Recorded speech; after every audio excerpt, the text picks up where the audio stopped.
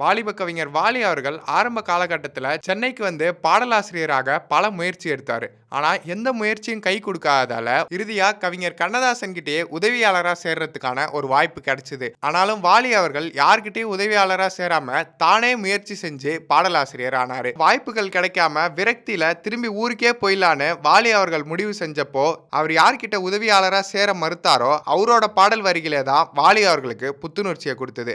மயக்கமா கலக்கமா.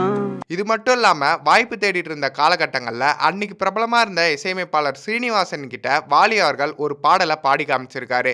ஆனா அந்த பாடல் வரிகள் அவ்வளவு ஒன்றும் பிரமாதமா இல்லைன்னு சொல்லி ஸ்ரீனிவாசன் அவர்கள் வாலிக்கு வாய்ப்பு தர மறுத்துறாரு. ஆனா பின்னாட்கள்ல அந்த பாடல் தான் வாலி அவர்களுக்கும் சரி எம்ஜிஆர் அவர்களுக்கும் இன்னைக்கு வரைக்கும் ஒரு மிகப்பெரிய ஹிட் சாங்கா இருக்குன்னு சொன்னா அவங்களால நம்ப முடியுமா? அந்த பாட்டு வேற எதுவும் கிடையாது. எம்ஜிஆர் அவர்கள் நடிச்சு வெளிவந்த படகோட்டி படத்துல வர நான் ஆணையிட்டால் அது நடந்து விட்டால்ன்ற பாட்டு தான். நான்